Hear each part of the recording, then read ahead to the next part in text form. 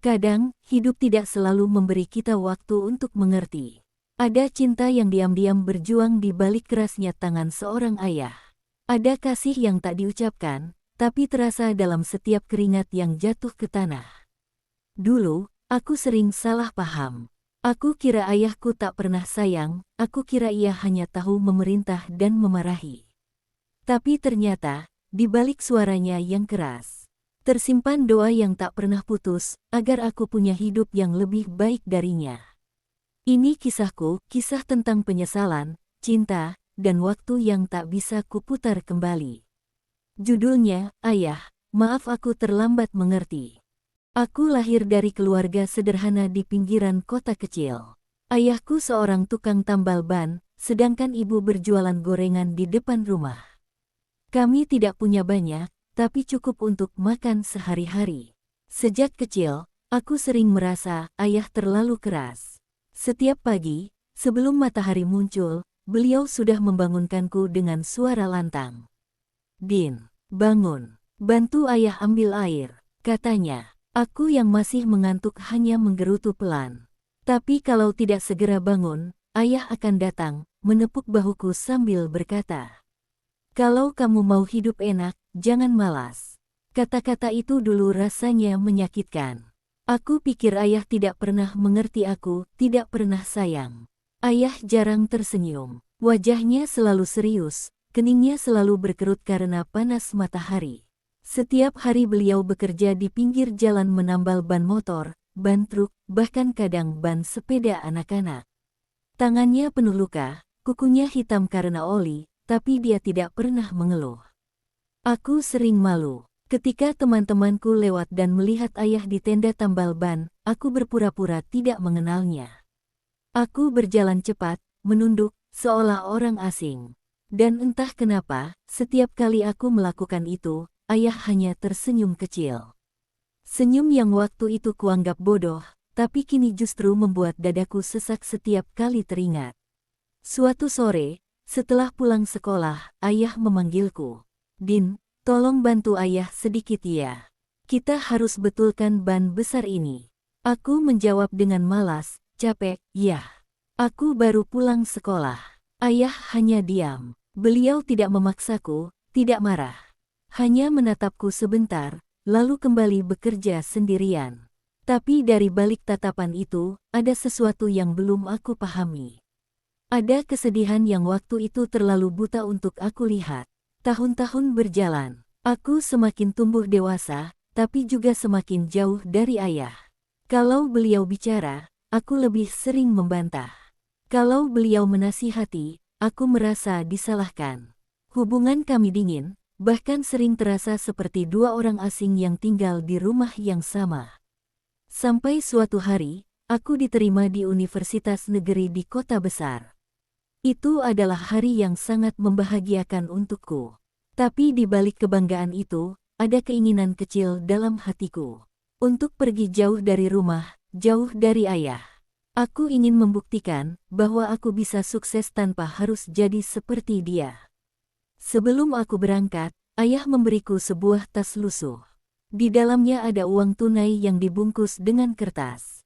Katanya, "Ini tabungan ayah, buat kamu mulai hidup di kota."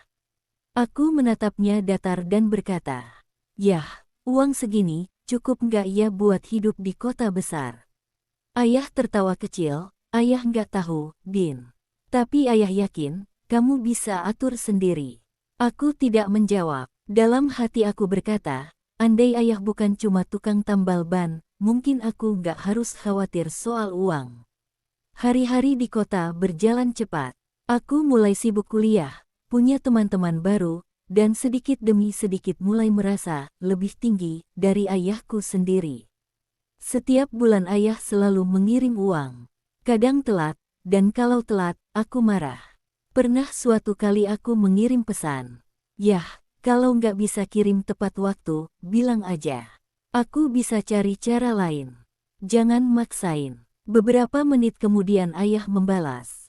"Maaf, Din. Hari ini bengkel sepi. Nanti ayah kirim, ya." Aku hanya membacanya tanpa membalas. Bagiku waktu itu, ayah cuma penghalang dari kehidupan yang ingin aku capai.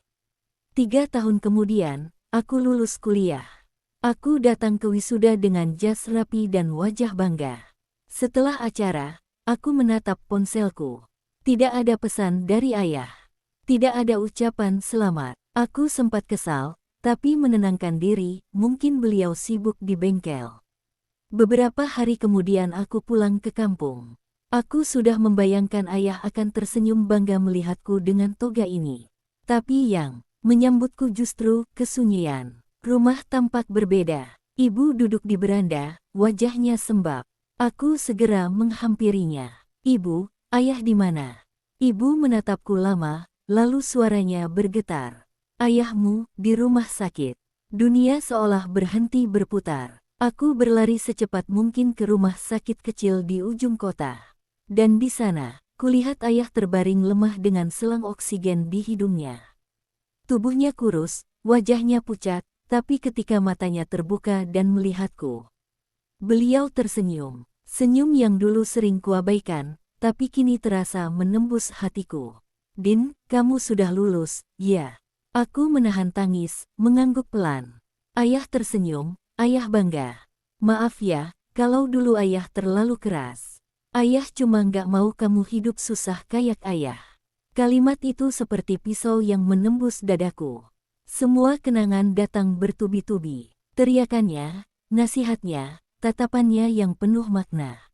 Semuanya ternyata bentuk cinta, bukan kemarahan. Aku menggenggam tangannya erat-erat. Yah, aku minta maaf. Aku yang salah selama ini. Ayah hanya mengangguk kecil, lalu menatapku lama. Sebelum akhirnya matanya perlahan tertutup. Hari itu, ayah pergi untuk selamanya. Dan aku, baru benar-benar merasa kehilangan. Aku berdiri di depan makamnya, memandangi gundukan tanah merah dengan tangan gemetar. Air mataku tak berhenti jatuh.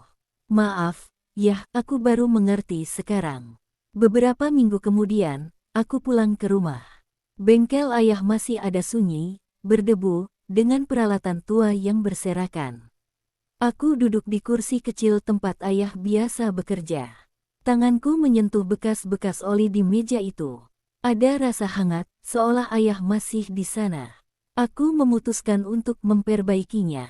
Aku pasang papan baru bertuliskan, tambal Bandin dan ayah cinta tak pernah hilang. Bukan untuk membuka usaha lagi, tapi sebagai pengingat bahwa semua yang kumiliki hari ini berdiri di atas kerja keras dan pengorbanan seorang ayah yang dulu tak pernah kupahami.